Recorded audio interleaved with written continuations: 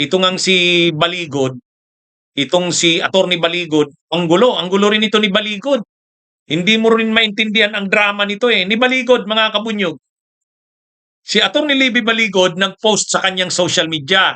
Sabi ni Attorney Libby Baligod, hindi na daw tuloy ang pag-appear ng mga kasamahan niya na 18 ex-Marines dahil pinaabutan daw sila ng chairman ng Blue Ribbon na hindi na daw tuloy ang pag-attend nila.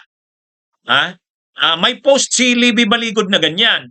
Pinaabutan daw sila, formal yung information sa kanila na hindi na daw invited yung mga 18 na ex-Marines sa hearing sa June 4 ng Blue Ribbon. Ang problema dito kay Libby Baligod, okay, katanggap siya ng sulat. Pinost niya yon. Pinost niya. Ang sinisisi niya na naman, yung minorya. Kaya ang gulo nito ni Baligod eh.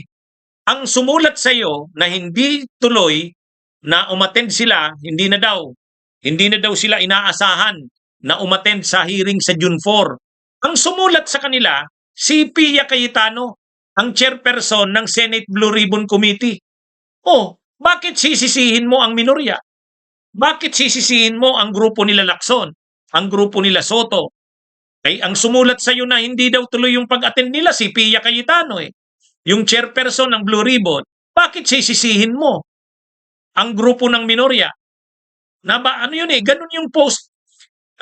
Ganun kasi yung post nito ni Baligod. Sabi niya, malungkot daw na nagiging biktima ang investigasyon ng Blue Ribbon dito sa awayan sa loob ng Senado. Kasi inaasahan na daw nilang a-attend sila sa June 4. Tapos bigla daw silang nakatanggap ngayon ng sulat galing kay Pia Cayetano.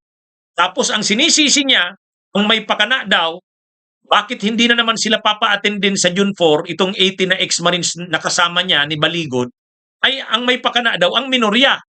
Paano nangyari yun? Hindi ko maintindihan. Di ba mga kabunyog, mga kababayan? Paano niya nasabi? hindi pinapa-attend ni Pia Cayetano yung 18. Pagkatapos, ang sisisihin mo, yung minorya. Yung grupo nila Lacson. Bakit mo sisisihin ang sumulat sa inyo na hindi na kayo a-attend? Kung nag-inform sa kanila na wag na daw umattend ay si Pia Cayetano, ang chairperson ng Senate Committee on Blue Ribbon. Pagkatapos, may post si Baligod, itong abogadong pro Duterte, ang sinisisi niya ngayon ang minorya. Paano nangyari? Hindi ko maintindihan talaga eh. Hindi ko maintindihan, mga kabunyog. Ito kasi yung post ni Baligod ipakita ko tong post ni Baligod. May sulat si Pia Cayetano. Sabi dito, Dear Attorney Baligod and Mr. Toby et al. This refers to the invitations previously issued to you and your clients, the 18 Marine personnel, to appear as resource persons during the Senate Blue Ribbon Committee hearing scheduled on Thursday, 4 June 2026. Please be informed that upon the directive of the chairperson, Senator Pia S. Cayetano, the said invitations are hereby withdrawn. For your information and appropriate guidance, thank you. So ang nag-post nito ay si Baligod din. Si Baligod din ang nag-post nito. Pagkatapos may post si Libito Baligod. Itong sabi niya, mga kababayan, dito natin makikita kung ano ang pinagdadaanan ngayon ng naiiwang institusyon na nagpupumilit maging independent, ang ating Senado. Natanggap ko kahapon ang imbitasyon para sa pagdalo ng hashtag B18 sa BRC sa 04 June para sa investigasyon kaugnay sa mali-malitang ninakaw na pera sa Kaban ng Bayan. Ngunit, binawi rin ito kagabi. Yung binawi, all caps. The Senate is undergoing emulation courtesy of the minority bloc which is enabled by the executive and the HOR, o yung House of Representatives. Si Estrada kahapon, si Villanueva, Escudero at Marcoleta ang isusunod. Klaro na ngayon kung sino ang mga ayaw maimbestigahan ang trilyones na pagnanakaw sa Kaban ng Bayan. Kut sila sa sasabihin ni Adrian Bersamin, Amina Pangandaman, ang B18 at iba pa. The fall of the majority bloc is not only the fall of the Senate, but the fall of democratic institutions into the strong hands of Malacanang. I fear the forebodings. Ang gulo nito, mga kabunyog. Di ba? Bakit mo sisisihin ang minorya? Samantalang ang sumulat sa'yo na wag na daw umattend, hindi daw tuloy, ay si Pia Cayetano. Ang gulo. Matinding kasinungalingan nitong grupong ito nila Cayetano at nila Baligod. Di ba? Mga kabunyog, mga kababayan. Hindi ko rin maintindihan. Ang sabi ni Baligod, inimbitahan daw siya. Okay. Pagkatapos daw binawi. Ngayon sinong nagbawi? Ay di ba ang sumulat sa kanya galing kay Pia Cayetano? O bakit sinisisi niya ang minorya? Ay di ba ang laking kalukuhan?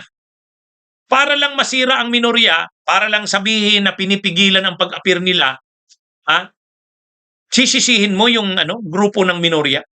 Hindi post pa ito ni Baligod Kaya hindi ko talaga maintindihan mga kabunyog. Pumunta pa ako sa page ni Baligod, yung Facebook page niya. Yun ito post ni Baligod, Librito di Baligod. Ay, ano ba talagang nila, issue nila? Ha? Hawak na nila ang Blue Ribbon. Nagbuo sila ng subcommittee on flood control, hawak ni Marcoleta. Tapos nag-schedule sila ng hearing ng Blue Ribbon sa June 4. Tapos inimbitahan nila si dating Speaker Martin Romualdez, inimbitahan nila si Baligod, inimbitahan nila itong tinatawag nilang Brave 18 daw na ex-Marines.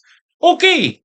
Tapos ngayon, sumulat si Pia Cayetano kay Baligod, withdrawn daw, binabawi yung pag-attend ng 18 na ex-Marines. Tapos sisisihin mo ngayon yung minorya? Ewan ko mga kabunyog. Hindi ko talaga maintindihan. Sinusubaybayan ko ang takbo ng politika natin sinusubaybayan ko.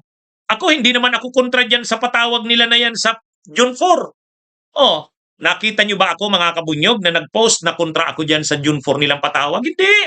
Ituloy nila yan kung gusto nila. Kaya lang, yung magpo-post si Baligod na binawi daw yung imbitasyon sa mga kliyente niyang 18 na ex-Marines, tapos ang sumulat sa kanya ay staff ni Cayetano, Pia, tapos ngayon ang sisisihin mo ang minorya. Ewan ko. Parang, ano ba talaga? Ano ba talaga kuya? Ang gulo nyo Di ba? Ang gulo nyo. Kinukontra ba ito nila Cayetano, nila Lacson, nila Soto, nila Pia, nila Risa Hontiveros? Wala akong naririnig na kinukontra yon.